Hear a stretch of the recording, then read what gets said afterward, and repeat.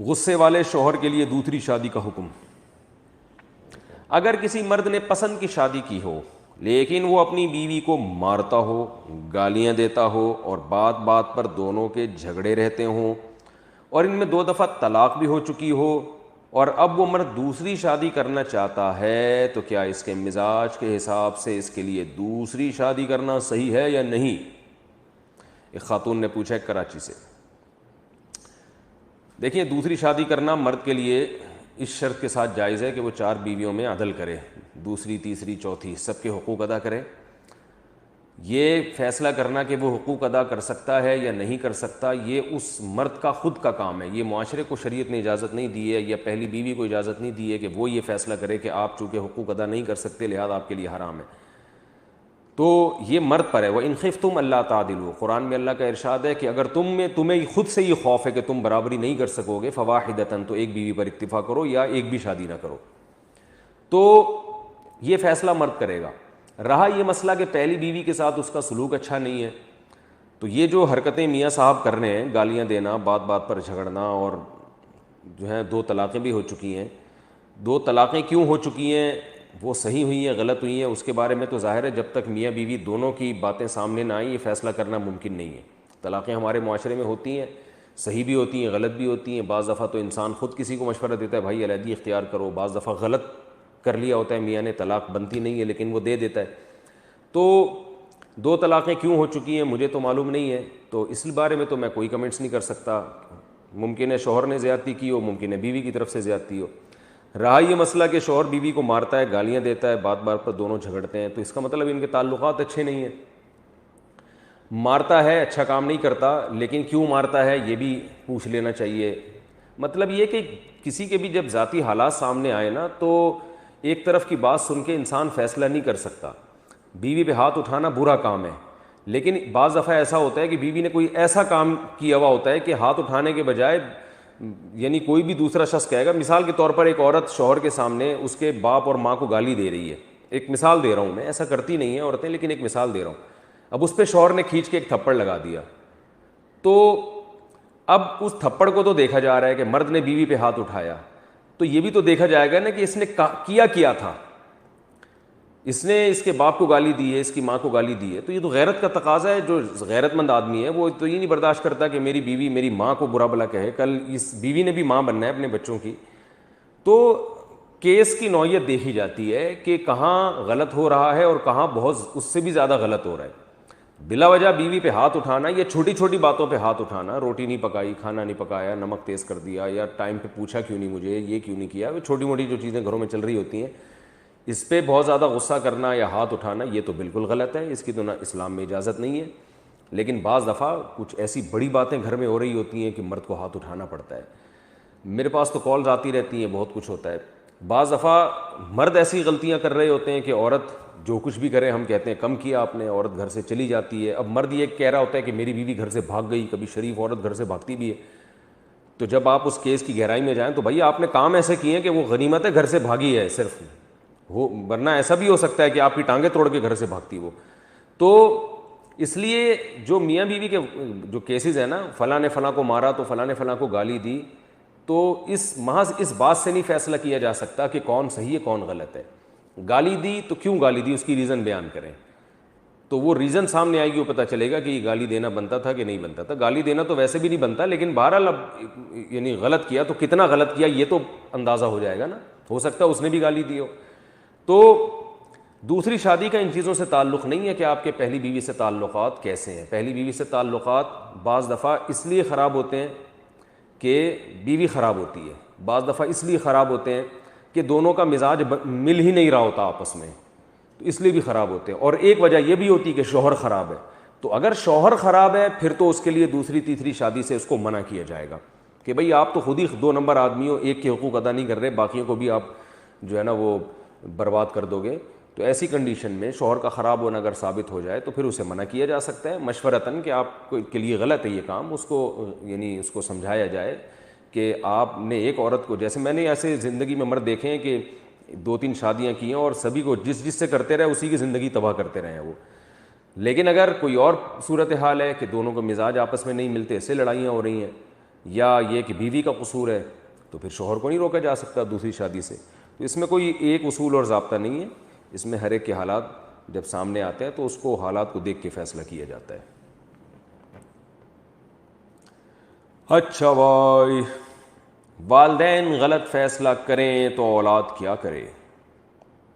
والدین کی اطاعت لازم ہے, لیکن کچھ کیس ایسے ہوتے ہیں کہ والدین کی رائے بالکل غلط ہوتی ہے. اس صورت میں بچوں کو کیا کرنا چاہیے؟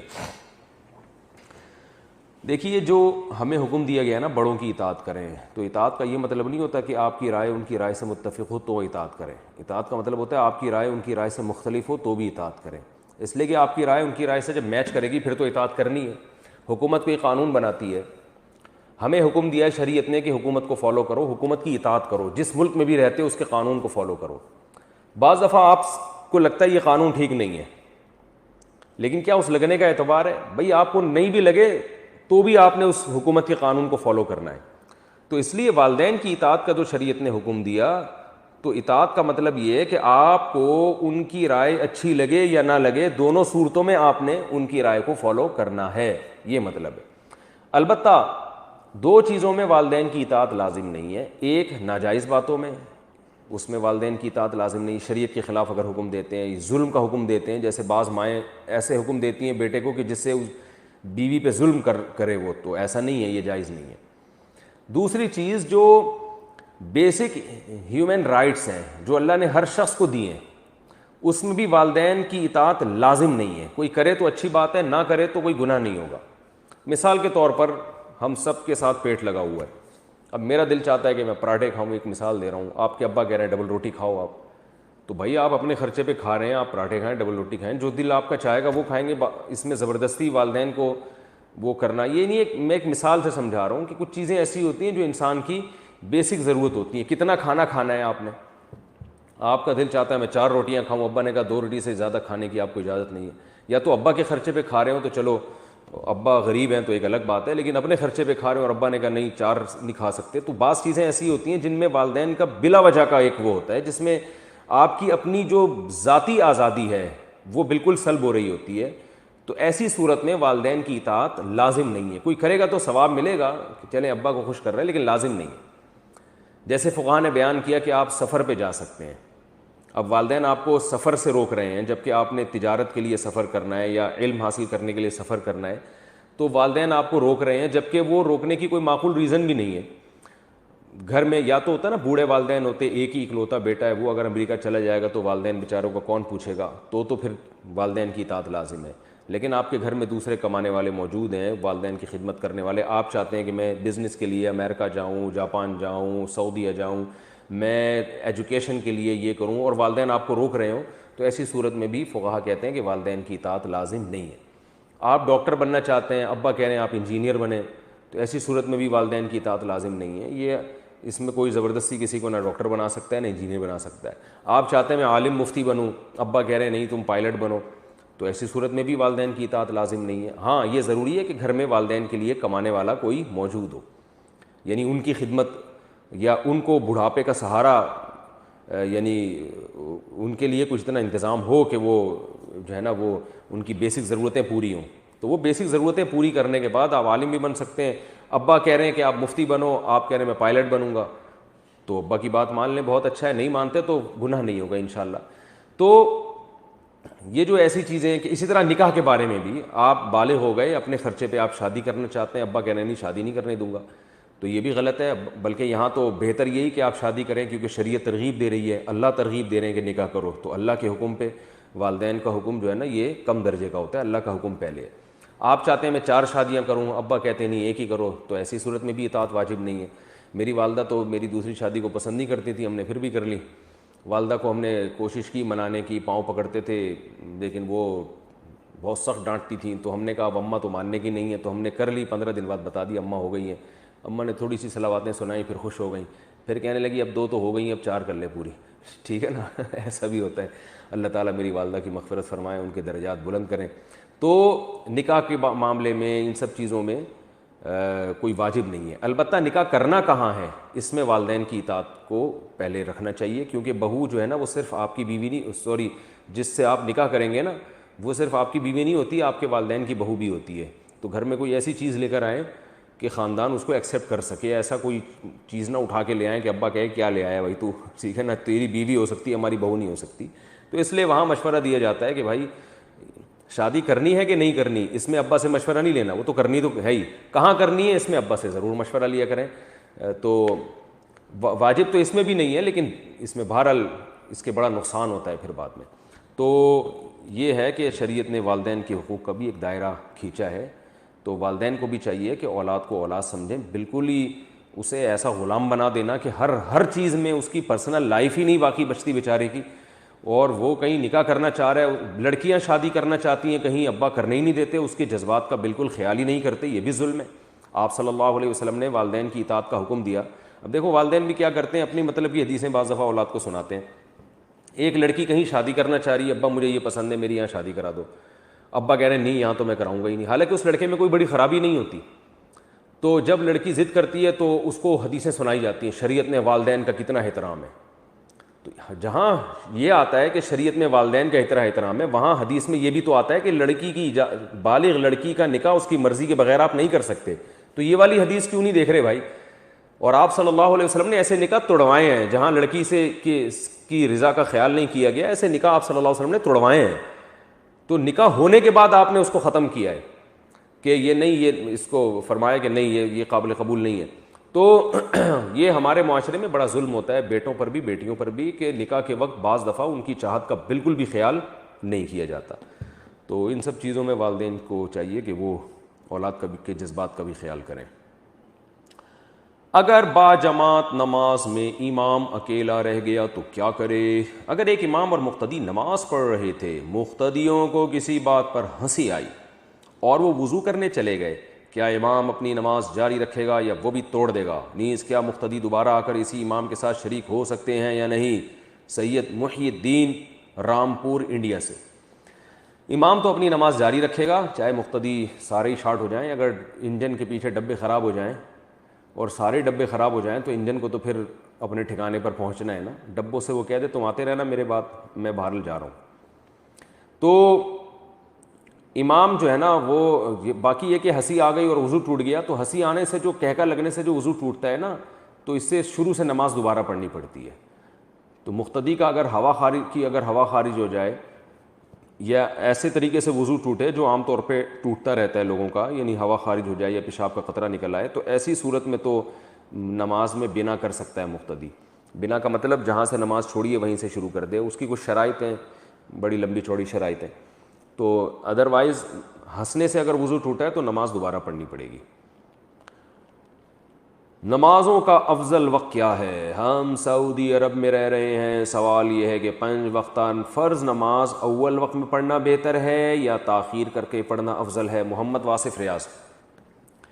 صحیح حدیث ہے، رسول اللہ صلی اللہ علیہ وسلم سے صحابی نے پوچھا سب سے افضل عمل کون سا ہے؟ آپ صلی اللہ علیہ وسلم نے فرمایا کہ الصلاۃ علی اول وقتہا او کما قال صلی اللہ علیہ وسلم، کہ نماز اول وقت میں پڑھنا.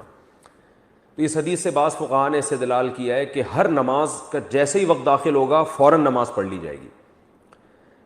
تو لیکن دوسری احادیث سے ہمیں پتہ چلتا ہے کہ آپ صلی اللہ علیہ وسلم نے بعض نمازوں میں تاخیر کا وقت کو افضل قرار دی ہے. جیسے فجر کی نماز میں آتا ہے اسفروا بالصبح فإنہ اعظم للأجر، صبح کو روشن کر کے پڑھو.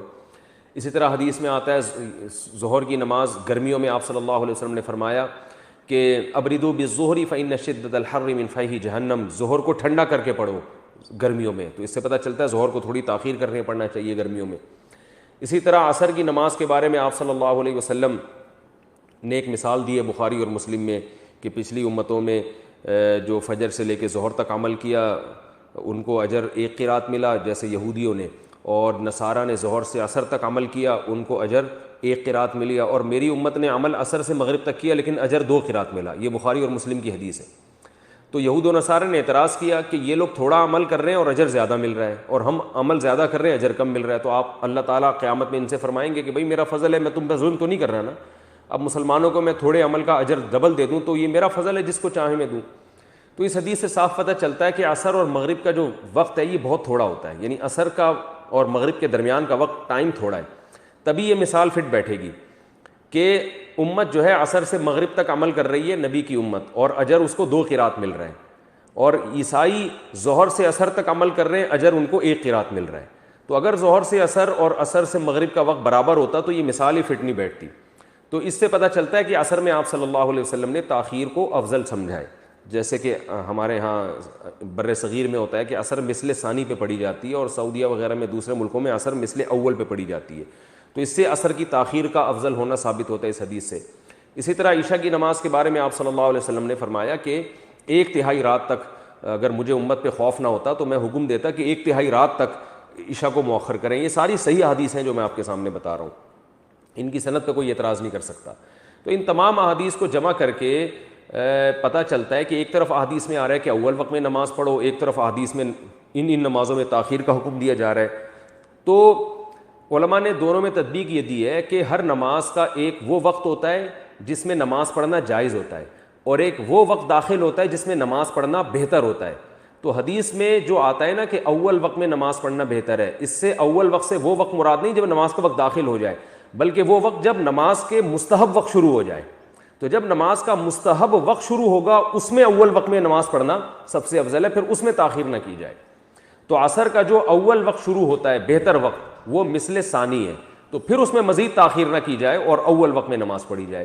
فجر میں جماعت میں چونکہ زیادہ لوگ شریک ہوتے ہیں لہذا اس میں اول وقت میں نماز کا مطلب کہ جیسے ہی روشنی ہو جائے اس میں اول وقت میں نماز پڑھی جائے. یہ تطبیق دی گئی ہے حدیث میں، لیکن اس میں اختلاف رائے بھی ہے فقہا کا اور دوسری طرف دلائل بھی ہیں. اور عشاء میں 1/3 رات تک مؤخر کیا جائے اور 1/3 رات کے بعد مزید تاخیر نہ کی جائے، کیونکہ اب مستحب وقت شروع ہو گیا، اب اول وقت میں نماز پڑھنا افضل ہے. تو اس طرح سے تمام احادیث میں تطبیق ہو جاتی ہے. اور مغرب کا وقت اپنی اصل پہ رہتا ہے، اس لیے مغرب میں ہم یہ کہتے ہیں مغرب میں کوئی 2 وقت نہیں ہے، مغرب میں ایک ہی وقت ہے اور وہ اول وقت ہی ہے. لہذا جیسے ہی غروب ہو تو پہلا فوراً نماز پڑھنی چاہیے. اور ظہر میں سردی اور گرمی میں فرق ہو گیا کہ سردیوں میں اول وقت میں پڑھی جائے اور گرمیوں میں جب سورج کی تپش تھوڑی کم ہو جائے تو جیسے ہی کم ہو جائے تو پھر فوراً نماز پڑھی جائے. تو اس طرح یعنی احادیث میں تطبیق ہو جاتی ہے. شرعی معذور کے لیے امامت کا حکم. کیا شرعی معذور کے لیے گھر پر امامت کرانا جائز ہے؟ نہیں، شرعی معذور صحت مند لوگوں کو امامت نہیں کرا سکتا، یعنی ان کا امام نہیں بن سکتا. شاہد صاحب لکھنؤ نے یہ مسئلہ پوچھا ہے. کیا جنازے میں طاق صفیں بنانا ضروری ہے؟ کیا جنازہ کی نماز میں طاق عدد صفیں بنانا ضروری ہے؟ جتنی مرضی صفیں بنا لیں. وقاص ڈیرہ غازی خان سے جتنی مرضی صفیں بنا لیں بھائی، لیکن طاق عدد افضل ہے، بہتر ہے. کیا حسد سے عبادت قبول نہیں ہوتی؟ کیا دل میں حسد رکھنے سے عبادت قبول نہیں ہوتی؟ محمد افجان انڈیا سے. عبادت تو قبول ہوتی ہے، لیکن ظاہر ہے جب آپ کے دل میں جیلسی ہوگی تو عبادت کی جو روح ہے اور جو روحانی برکتیں ہیں وہ حاصل نہیں ہوتی، وہ اس میں کمی ہو جاتی ہے. قرض دار کو زکوٰۃ دینے کا حکم اور طریقہ. کسی آدمی کو زکوٰۃ دیتے وقت کہا جائے کہ آپ پر جو قرضہ ہے یہ پیسے اپنے قرضے میں ادا کر دو، اس طرح زکوٰۃ دینے میں کوئی حرج تو نہیں ہے؟ صفی اللہ جدہ سے. نہیں، کوئی حرج نہیں ہے. ہاں یہ ضرور ہے کہ آپ نے کسی کو قرضہ دیا 1,00,000 روپے، اب زکوٰۃ دینے کا ٹائم آیا تو وہ غریب بھی ہے، تو اب آپ اسی کو کہتے ہو کہ وہ جو 1,00,000 روپے تمہارے پاس ہے نا وہ میری طرف سے زکوٰۃ میں ہو گئے. تو ایسا اس طرح زکوٰۃ ادا نہیں ہوگی. اس کا طریقہ یہ ہے کہ اگر وہ غریب ہے تو آپ 1,00,000 روپے اس کے ہاتھ میں پکڑائیں، بولیں بھائی دل میں نیت کریں کہ یہ زکوٰۃ ہے، اور اس کے ہاتھ میں پکڑائیں. جب وہ اس کا مالک بن جائے یعنی ہینڈ اوور ہو جائے، قبضہ میں آ جائے، پھر آپ بولیں واپس دو. شاباش، اچھے بچوں کی طرح 6 مہینے سے میرے پیسے لے کے بیٹھے ہوئے ہو، واپس نہیں کر رہے، اب 1,00,000 روپے لے کے کدھر نکل رہے ہو پتلی گلی سے، چلو واپس کرو. تو وہ پیسے آپ رکھیں تو آپ اس کا قرضہ بھی ادا ہو گیا اور آپ کی زکوٰۃ بھی ادا ہو جائے گی. لیکن یہ جب ہے جب وہ کمبخت زکوٰۃ کا مستحق بھی ہو، معذرت کے ساتھ، یعنی وہ معذرت اس سے کر رہا ہوں جس کو آپ نے پیسے دیے ہیں، اس کو میں نے کمبخت